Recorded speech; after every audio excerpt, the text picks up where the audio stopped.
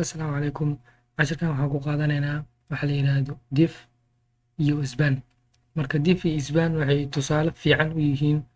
labada nooc ee uu HTML element kasto yahay oo ah HTML element kasta oo inuu laba mid ahaada ama inuu block level element ahaada ama inuu inline element ahaada. Marka labadan tag waxay tusaale fiican u yihiin inaan qeexno waxa la yiraahdo block level element iyo inline element. Marka tagga koowaad waxaa la yiraahdaa diff halka tag kale aan sharxi doonana uu yahay ama elementiga kale aan sharxi doonana uu yahay isbaan.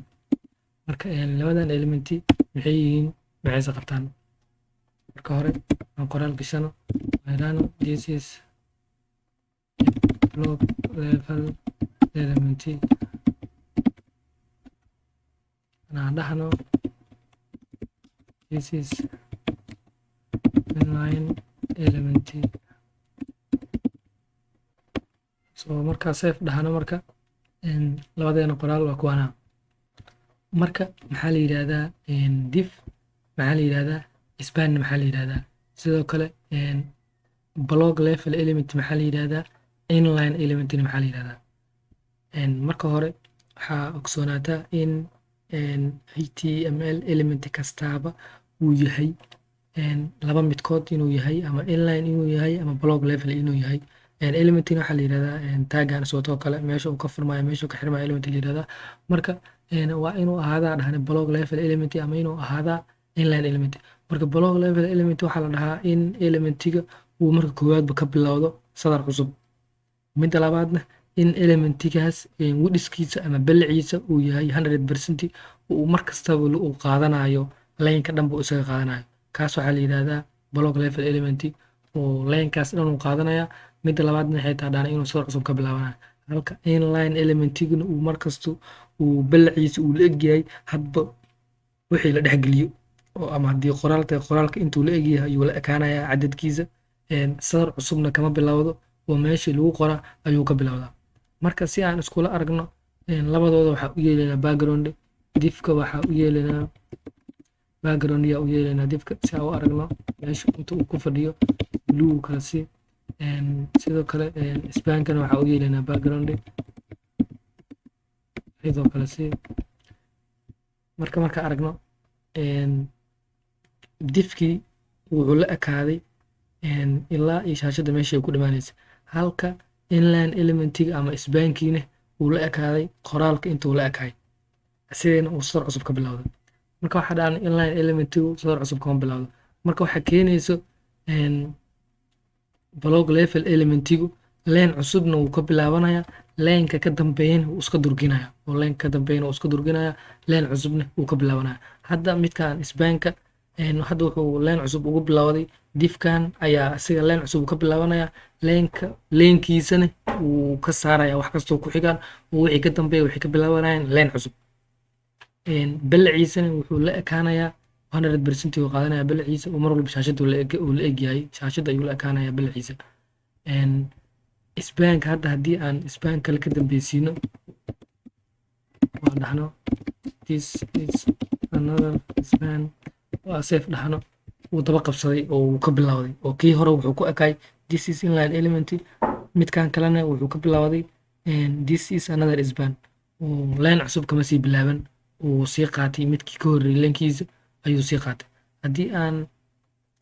marka iska tiri karnaa marka hadda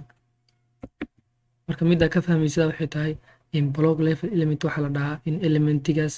uu qaadanayo shaashada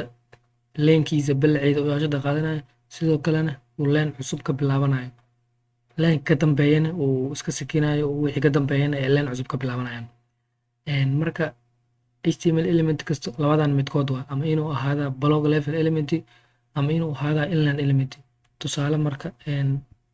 tusaale qaar oo elementiyada qaar oo ah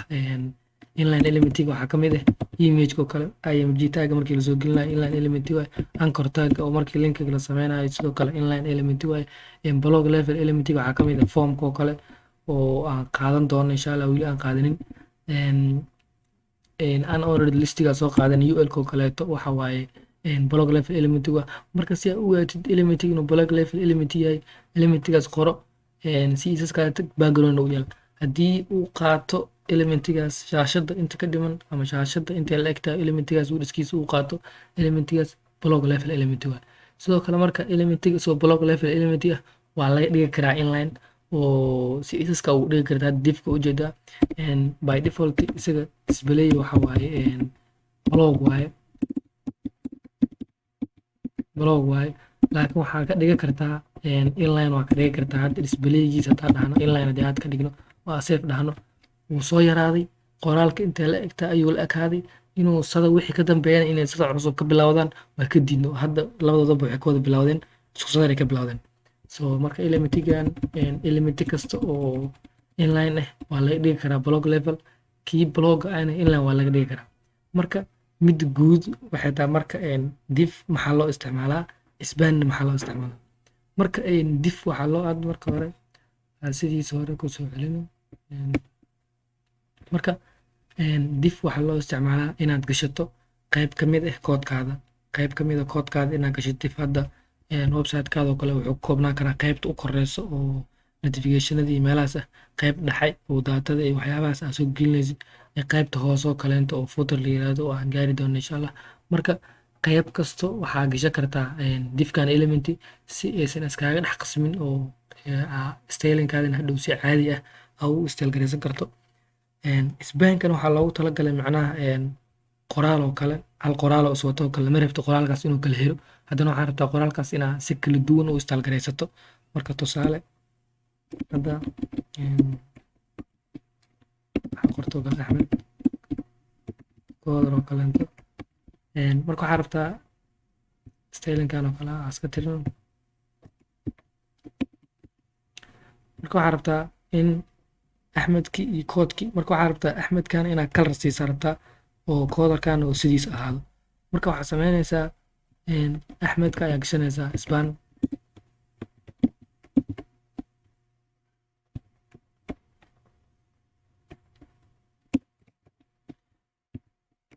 control x control v marka spankan oo kale hadda iska tiri kartaa haddaa rabtid oo marka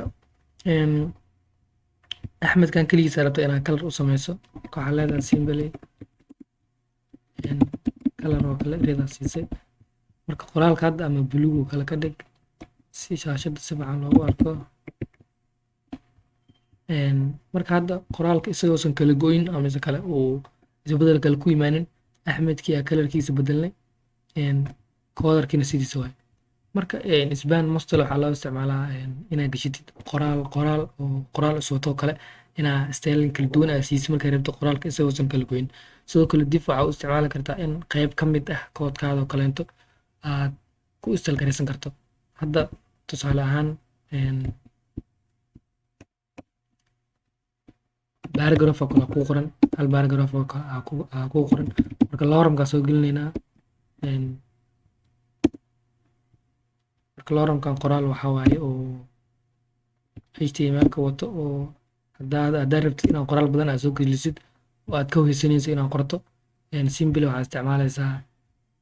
lorem marka waxaa rabtaa laba oo paragraph oo kala wadataa marka seefaa dhaxan labada paragraph marka hadda labadooda waa kuwana marka waxaa rabtaa labadooda inay ku ahaadaan group oo aad rabtid labadooda in aad hal meel wada gashato si aad hadhow aa u style garaysato marka waxaa sameyn kartaa inaad div wada gashato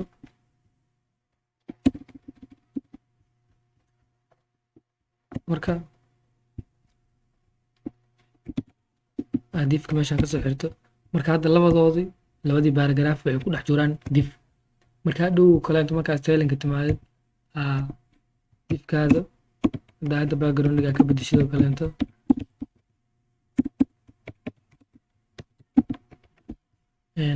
labadoodii backgroundgooda waa wada bedelin maxaa yeele labadooda waxay ku dhex jiraan divka marka divka simbel waxaa u isticmaali kartaa in qayb ka mid a koodkaada aad gashato marka divka wax kasta u isticmaali kartaa wixii la dhex wax kasto ayaa dhex gashan kartaa sawir dhex gashan kartaa image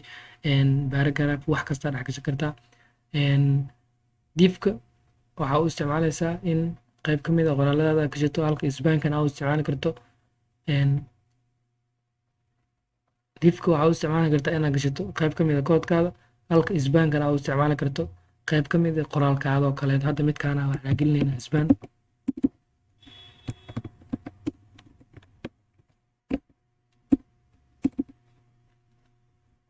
Hadda midkaana waxaan dhex gelinaynaa span.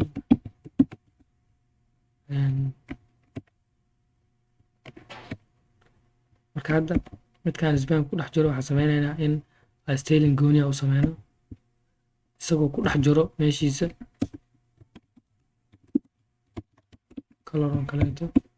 waxaan siinaynaa blue oo kale iska sii, halka u sameyn karto background isagana gooni u ah.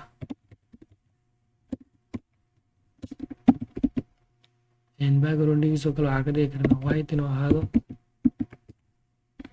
hadda wuu ka dhex muuqdaa intii yareed. marka spanka saana u isticmaali kartaa, halka diffkana sidoo kale aad u isticmaali karto sidan. marka cashirkeena kooban intaan uu ku egyahay. wassalaamu calaykum.